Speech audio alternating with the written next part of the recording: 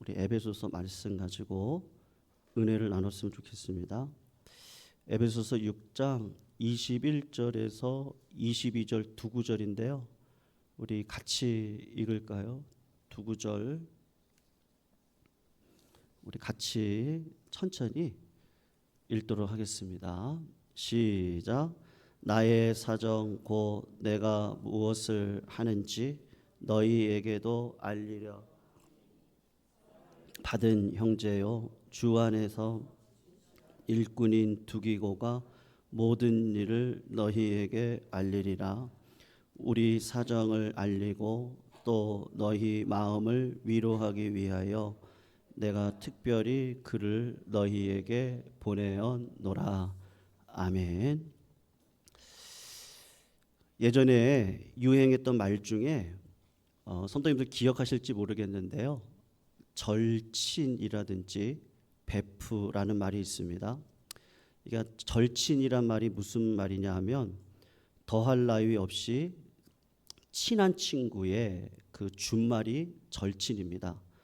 그리고 베프는요, 영어로 베스트 프렌드의 앞단어를 써서 가장 좋은 친구라는 뜻을 가지고 있는 준말이 베프입니다.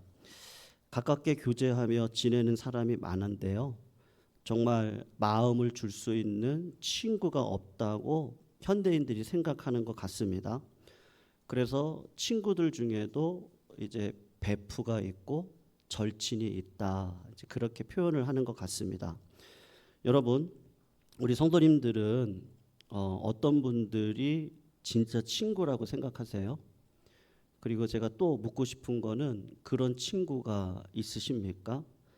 가장 친한 친구가 우리 성도님들은 누구세요?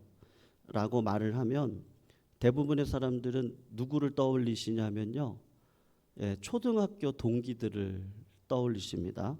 옛날 친구들을 생각을 합니다.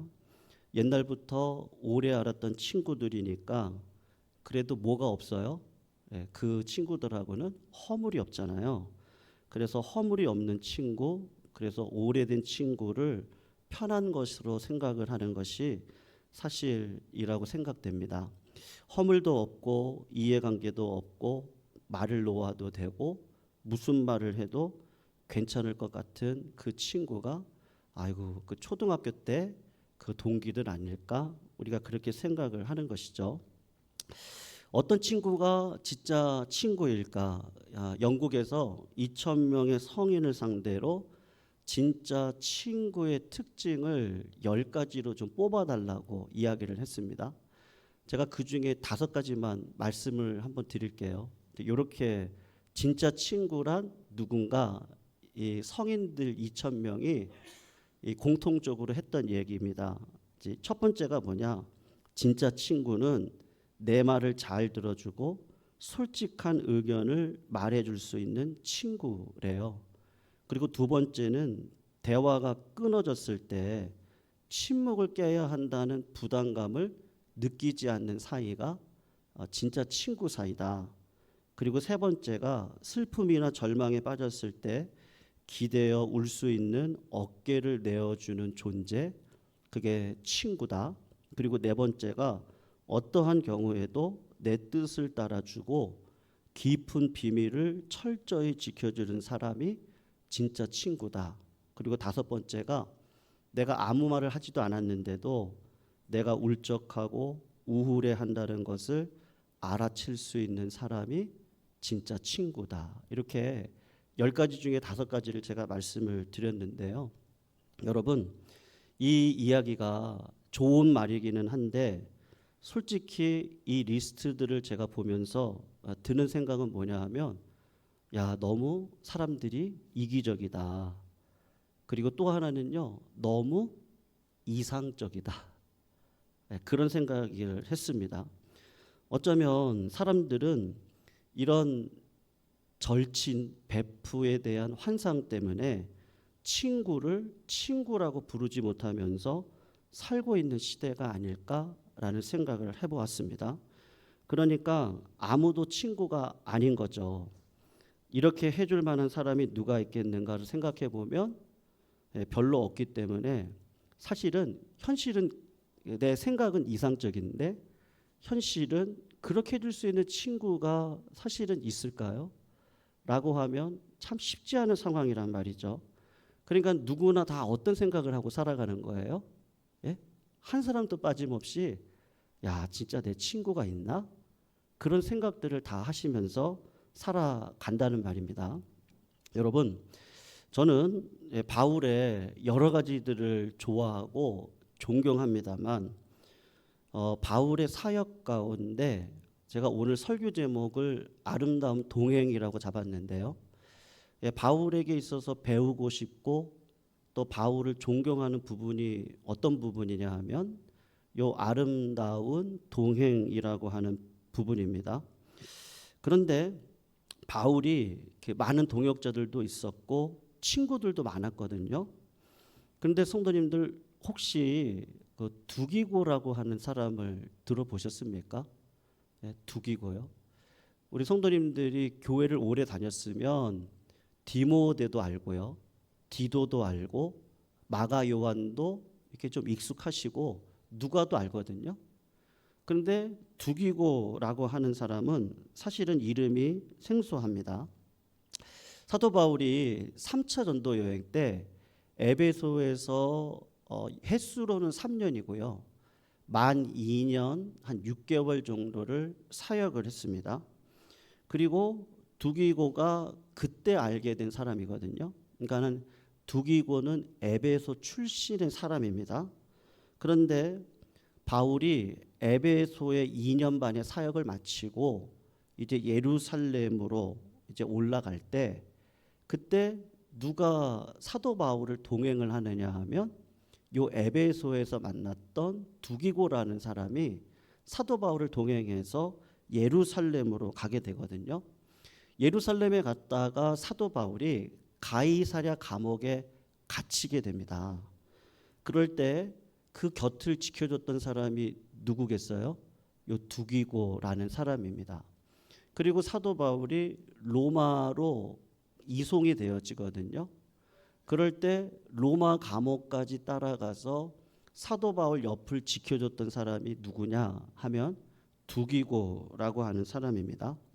그래서 이 전통적인 주장대로 에베소서가 사도 바울이 감옥에 갇혀 있을 때, 그러니까 옥중서신이라 그러거든요. 내가 감옥에 갇혀 있을 때 에베소 교회가 사도 바울이 떠나고 난 다음에 3, 4년이 흘렀거든요. 그런데 굉장히 환난과 고난이 많았습니다. 교회가요. 그랬을 때 그 소식을 듣고 사도 바울이 감옥에 갇혀 있으면서 편지를 썼거든요. 에베소 교회한테.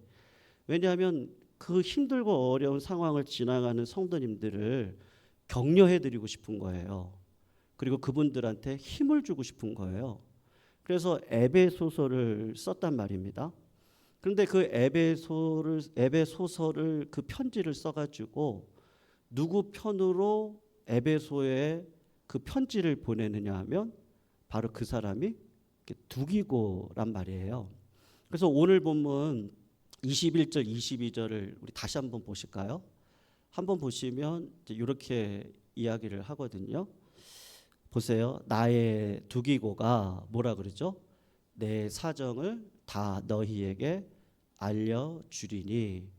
그러면서 이제 두기고에 대한 평가가 나오는데 그는 사랑을 받는 형제고 신실한 일꾼이요 주 안에서 함께 종이 된 자다. 그리고 22절을 보시면 이렇게 골로새서 말고요.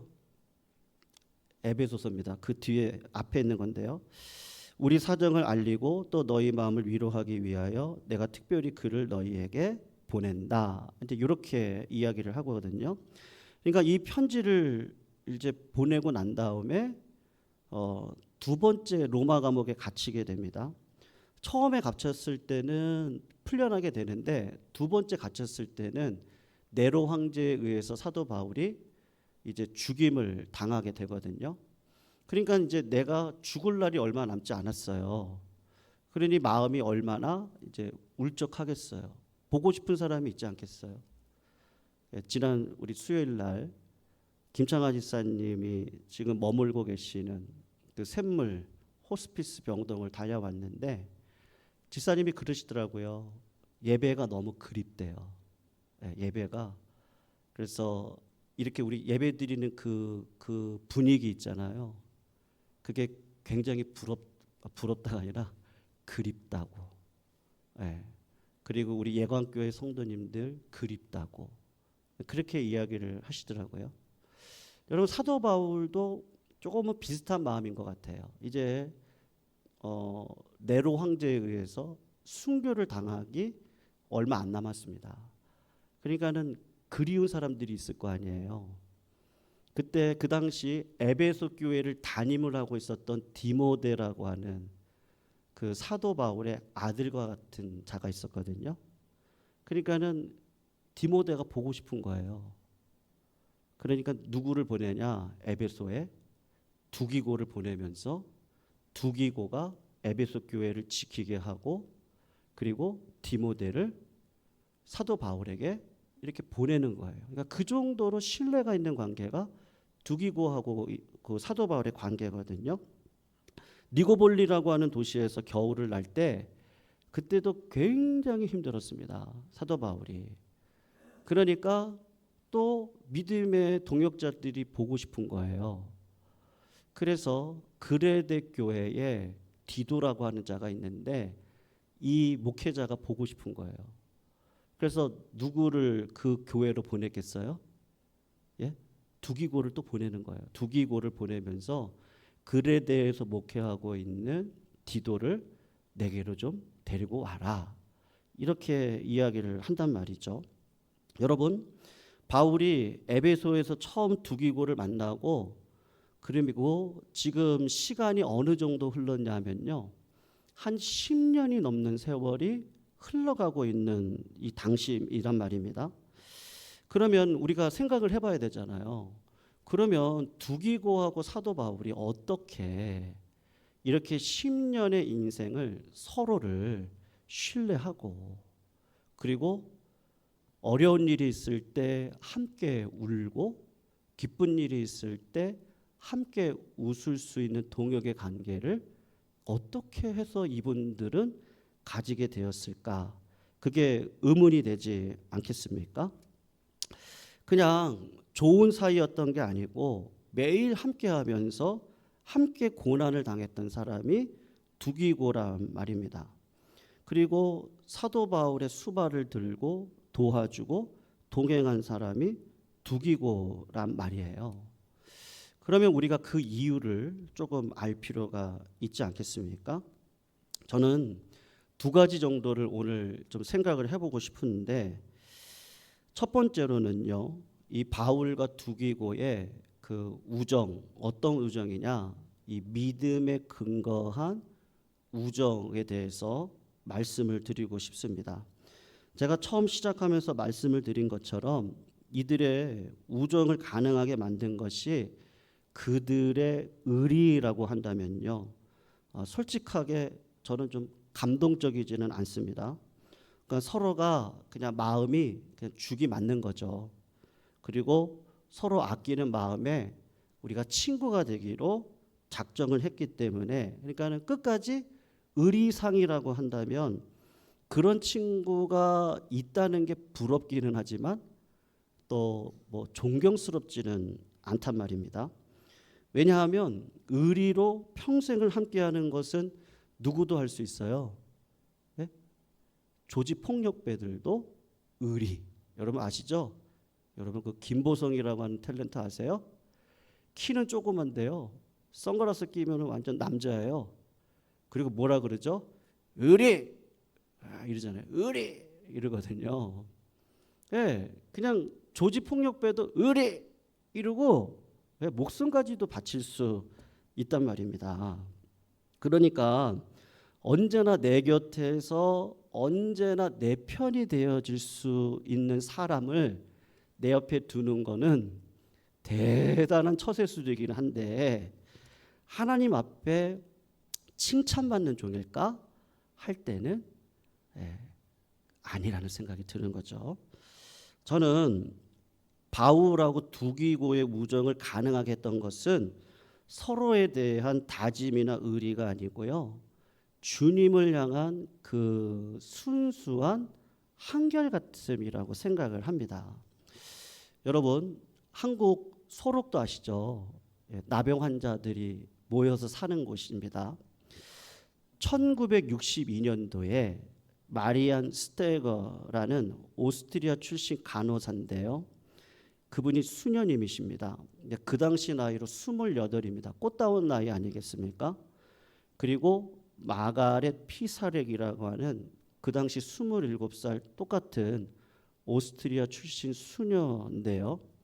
이 간호사들이 한국 소록도를 찾았습니다. 그러니까 한 분은 28살이고 한 분은 27살인 거예요. 그래서 이분들이 소록도에서 나환자들을 위해서 정말로 헌신적으로 살았습니다. 43년 동안 소록도에 살았는데 그 기간 동안에 나환자들을 정성스럽게 섬겼고 그 나병이 들어서 그 섬에 들어올 수밖에 없던 어떤 분이 기적적으로 나병이 낫습니다. 네. 그리고 그분이 이제 이런저런 이야기를 간증으로 들려주셨던 게 있었거든요. 어떤 분을 통해서 그 이야기를 들었는데 이제 이런 얘기예요. 43년 동안 소록도에서 두 분이 같이 이 간호사분들이 동역을 하다가 2005년 1월 21일 날 새벽에 아무도 모르게 편지만 남겨놓고 이분들이 소록도를 떠납니다. 그러니까 나이가 한 분은 70이고 한 분은 71세인 거예요. 43년 동안 함께 동역을 한 겁니다. 편지 내용이 뭐냐 하면 이렇게 썼어요. 나이가 들어서 제대로 할 수 있는 일이 없고 자신들이 있는 것에 부담이 주기 전에 떠나야 한다고 동료들에게 늘 말했는데 이제 그 말을 실천할 때라고 생각합니다. 그러면서 이렇게 얘기를 했습니다. 부족한 외국인으로서 존경과 사랑을 받아 감사하며 저희들의 부족함으로 마음을 아프게 해드린 일에 대해 이 편지로 미안함과 용서를 빕니다. 이렇게 썼어요. 그러니까는 꽃다운 처녀의 나이 27, 한 분은 28살에 소록도에 들어가서 43년 동안 한 곳에 한결같이 그곳에 있는 나환자를 위해서 두 사람이 함께 살다가 이제는 이제 기력이 떨어졌겠죠. 그러니까 기력이 떨어진 나이에 소록도를 말없이 떠난 그 두 사람이 한결같이 43년 동안 봉사했던 이유가 있다면 그게 뭐겠어요? 예? 죽이 맞아서요? 마음이 맞아서? 성격이 맞아서요? 예, 아마 맞지는 않았을 겁니다. 그런데 뭐가 하나 맞았겠어요? 그리스도의 사랑을 내가 어떻게 갚을까라고 하는 그 하나님을 향한 한결같이 순수한 마음은 맞았지 않겠습니까? 그곳에 있는 가난하고 약한 사람들을 사랑하는 그 한결같은 마음 말입니다. 그것이 43년 동안 동역할 수 있었던 그분들의 참다운 믿음의 삶의 한 표본이란 말이죠. 여러분, 사도 바울이 두기고를 향해서 오늘 본문 21절에 보면 뭐라고 평가하냐면 두기고는 사랑하는 형제래요. 그리고 뭐라고 얘기하죠? 그 다음에 주 안에서 어떤 일꾼이라 그래요? 예, 두 마음을 품는 자가 아니에요. 예, 자기의 유익을 위해서 두 마음을 품는 자가 아니라 어떤 자라고요? 진실한 자라고 이야기를 하니까 사도 바울이 볼 때 내가 이렇게 감옥에 들어가고 하나님의 말씀을 증거할 때 순교의 길을 내가 걸어가고 동족들의 위험, 이방의 위험, 강도의 위험, 폭풍의 위험이 있는데 어떻게 두기고가 나를 이렇게 따라오면서 함께 동역을 할까? 그러니까는 사도 바울의 두기고를 향한 마음은 저 사람이 나를 보고 오는 게 아니고 하나님을 향한 진실한 마음을 가지고 진정으로 교회를 사랑하는 거예요. 네. 그러니까 하나님이 함께 하시는 사도 바울과 함께 그 나라를 위해서 마음을 모으는 거란 말이죠. 여러분, 서로의 사람됨이나 인격됨이 아닙니다. 여러분, 인격이 좋은 분이 얼마나 있어요? 예? 다 뒤로 가면 약점들이 다 있지 않습니까? 예? 누구 하나 약점 없는 분이 어디 있어요? 다 있죠. 그러니까 인격이 맞아서요? 아니요. 우린 다 약해요.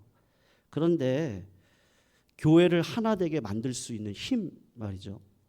그리고 교회가 전진해 나갈 수 있는 힘이요. 그리고 하나님이 임재하실 수 있고 하나님의 능력을 마음껏 베풀어 줄 수 있는 그 증거가 어디에 있는 거예요? 다 한 분 한 분들이 주님을 향한 마음이 있단 말이에요. 주님을 향한. 교회를 사랑하는 마음이 있단 말이죠. 바울의 비리를 보았음에도 불구하고 아니면 사도 바울을 가까이 만나보니까 야, 이 사람한테 야망이 있어요. 인간적인 게 많단 말이에요. 그런데도 불구하고 사도 바울을 두기고가 따랐겠어요? 네. 그랬다면 어떻게 하겠습니까? 안 따랐겠죠. 네. 두기고는 사도 바울의 어떤 그 진실되고 한결된 인생의 부족함이 다 있죠. 근데 두 마음이 아닌 거예요. 근데 두기고도 어떤 마음인 거예요? 두 마음이 아닌 거예요. 그런 마음으로 하나님의 사명을 감당했던 동역의 관계란 말이죠. 그리고 같은 맥락인데 이 두 사람의 동역이 아름답게 보이는 이유는 두 사람의 동역이 에베소 교회의 교인들에게 보여주는 복음의 능력 때문에 그렇습니다. 여러분, 에베소서를 6장까지 있으니까 한번 제가 부탁드려요. 이번 한 주간 우리 에베소서 다 읽으시죠? 아멘 안 하시는 줄 알고요. 그래서 제가 또 묻습니다. 우리 이번 한 주간 한번 읽으시죠? 네, 1장부터 6장까지니까 한 번만 읽어보세요. 예, 오늘 제가 재직회를 앞두고 교회론에 대해서 좀 말씀을 드리고 싶어서 에베소서를 선택했는데 1장부터 6장까지를 읽어보시면 이게 교회에 대한 내용이거든요. 교회. 그리고 교회에 변하지 않는 그 사람들에 대한 내용들을 담고 있어요. 그런데 교회가 평안에 매는 줄로 하나가 될 수 있다. 그리고 부부가 하나가 되어지듯이 종, 노예, 그리고 주인이 하나가 되어질 수 있는 것에 대한 이야기를 담고 있는 게 에베소서이거든요. 사랑하는 성도님들, 그런데 말입니다. 바울이 특별히 두기고를 통해서 이 에베소서를 전달하잖아요. 그런데 에베소 교인들이 이 편지를 받으면서 굉장히 은혜를 받았어요. 예. 굉장히 야, 정말 하나님이 살아계시구나. 그리고 하나님이 교회를 정말 지켜내시겠구나. 그거를 정말로 은혜롭게 받았어요. 그냥 왜 그러냐 하면요. 사실 오늘 본문에는 등장하지 않는데 골로새서하고 빌레몬서를 보시면 같이 동행했던 한 사람이 있었거든요. 두기고를 로마에서 에베소 교회로 보내면서 두기고 혼자 보낸 게 아니고 로마에서 감옥 안에서 사도 바울이 누구를 만나냐면 오네시모라고 하는 사람을 만납니다. 근데 이 오네시모는 어떤 사람이냐면 노예예요. 노예인데 그 당시에 주인이 너무 싫은 거예요. 그래서 주인 몰래 도망쳐 나왔어요. 그래서 어디까지 도망을 갔냐 하면 로마까지 도망을 간 거예요. 근데 로마에 도망갔는데 거기서 잡혔어요. 잡혀가지고 감옥에 들어갔는데 그 감옥 안에서 누구를 만난 거예요? 이 오네시모라는 자가 사도 바울을 만난 거예요. 만나가지고 이런저런 이야기를 나누다 보니까 자기가 종이고 노예라는 사실을 밝히고 어떤 주인으로부터 도망을 나와서 여기까지 왔다는 것을 밝힌 거예요. 그러면서 사도 바울이 어떻게 했겠어요? 복음을 증거한 거예요. 오네시모한테. 예수 그리스도의 사랑과 은혜를 증거한 거예요. 십자가의 복음의 능력을 증거한 거예요. 그러니까 오네시모가 본 어겐 사람이 완전히 바뀌었어요. 예수 믿는 사람이 된 거예요. 그러면서 솔직하게 이야기를 하는 거예요. 내 주인이 누군지 아십니까? 빌레몬이라고 하는 사람입니다. 그런데 사도 바울이 깜짝 놀라는 거예요. 빌레몬이라고? 내가 그 사람을 잘 알고 있는데 걱정하지 마. 이 당시에 주인이 노예가 도망가면 죽일 수도 있거든요. 근데 빌레몬 믿음의 사람이야. 노예와 주인이 복음 안에서 하나가 될 수 있어. 섬김을 받고 싶은 자는 섬기는 자가 돼야 되고, 예수 그리스도께서 제자들에게 스스로 발을 닦아주시잖아요. 그러니까 에베소서에 나와 있는 말씀과 같이 종과 상전이 그리스도 예수 안에서 세상의 가치관 속에 하나가 되어지는 거 아니고 의리로요. 뭔가 얻어먹을 떡이 있으니까요. 그래서 관계를 맺는 게 아니라 정말로 그리스도의 사랑 안에서 서로가 서로를 섬기고 서로가 서로를 사랑하고, 왜요? 주님의 나라와 의를 위해서 우리가 부름받은 똑같은 형제고 자매거든요. 하나님의 법 아래 다 평등하거든요. 세상은 평등을 얘기하지만 평등이 없잖아요. 네. 학력으로 가르고 물질로 가르고 명예로 가르고 세상은 다 가르잖아요. 근데 교회는 그럴 수 없어요. 평안에 매는 줄로 하나가 되라. 종과 상전이 하나가 되라. 그 말이 정말 은혜가 되는 거예요. 왜요? 오네시모가 두기고를 동행하고 에베소 교회를 방문하고, 그리고 골로새 교회를 가서 빌레몬을 만나고, 빌레몬은 하나님의 말씀에 순종해서 그 사람을 종으로 대하지 않고 형제로 대하고 자매로 대하면서 진짜 교회가 하나가 되어지는, 그거를 누구를 보고 경험하는 거예요? 오네시모를 보는 거예요. 골로새서 4장 7절에서 9절까지 우리 한번 읽어볼게요. 우리 PPT로 띄워줄 건데요.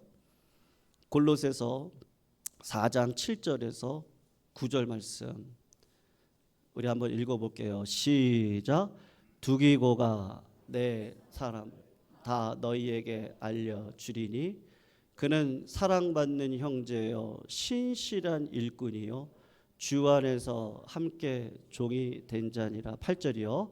내가 그를 특별히 너희에게 보내는 것은 너희로 우리 알게 하고 너희 마음을 위로하게 하려 함이라. 9절이요. 신실하고 사랑을 받는 형제 함께 보내리니 너희에게서 온 사람이라. 그들이 여기 일을 다 너희에게 알려주리라. 아멘. 여러분 멋있지 않습니까? 네. 그리스도 안에서 정말로 말씀이 능력인 거예요. 교회 안에 우상 숭배가 사라지는 거예요. 교회 안에 세상의 철학들이 다 사라지는 거예요. 그거를 뭐로 알아요? 사랑은 허다한 죄를 덮죠. 사랑하는 성도님들, 복음 안에서 이방인도 유대인도 없습니다. 종과 자유인이 하나입니다. 여러분, 에베소에서 보낸 편지 가운데 바울은 두기고가 나의 모든 사정을 너희에게 알려줄 것이고 그들을 위로해 줄 것이다 그랬어요. 사정을 알려준다. 사도 바울이 뭐를 먹을까? 무슨 옷을 입었지? 사도 바울이 오늘도 뭘 했지? 그걸 얘기하는 게 아니고, 그래서 영어 성경은 정확하게 번역을 합니다. What I am doing 이렇게 하지 않아요. NIV 성경을 보면요, What I am doing, how I am doing 이렇게 하거든요.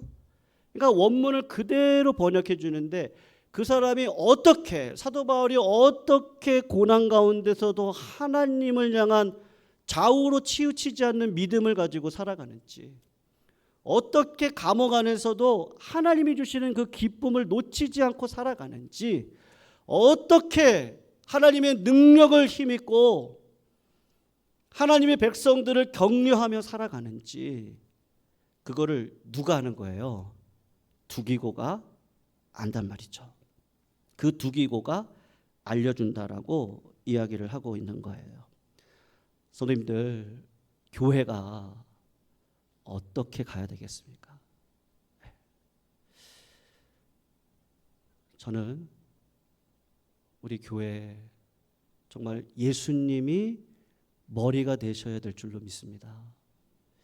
그리고 우리 성도님들 한 분 한 분이요, 그 말씀이 나를 이끌어 가셔야 되지 않겠어요? 네. 그리고 지름길이 어디 있습니까? 지름길이 어디 있어요? 선생님들 기도하면 됩니다. 아멘을 나올 때까지요. 기도하면 됩니다. 작아서요. 기도하면 됩니다. 네, 기도해 보세요. 하나님의 음성을 어떻게 듣냐고요? 기도해 보세요. 어떻게 능력 있는 인생을 살아가시냐고요?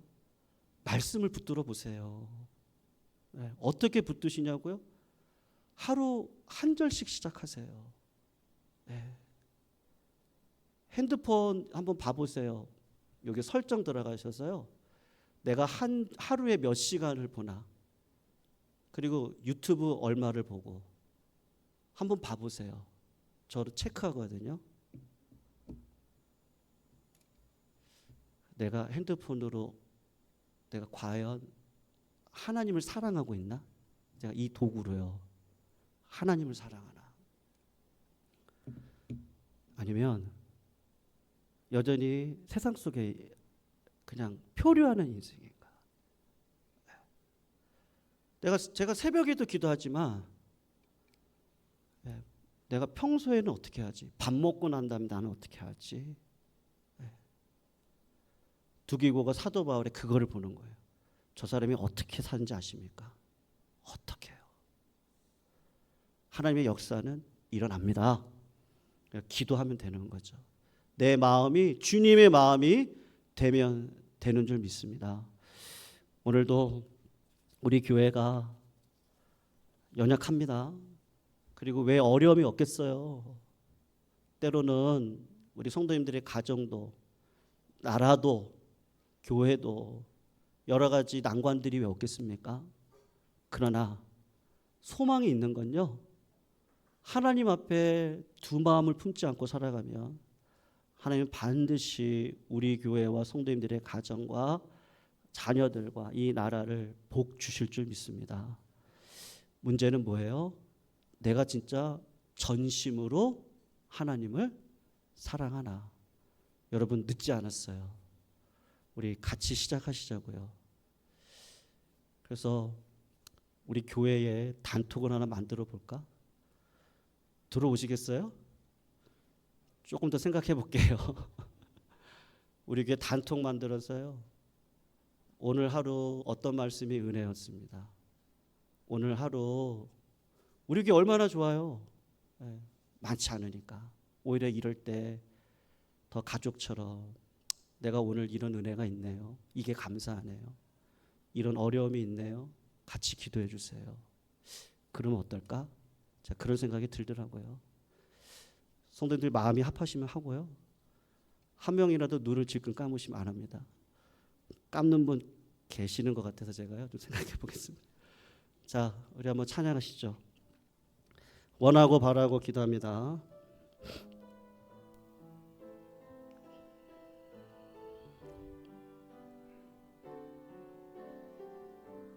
이 세상을 살아가는 동안에, 이 세상을 살아가는 동안에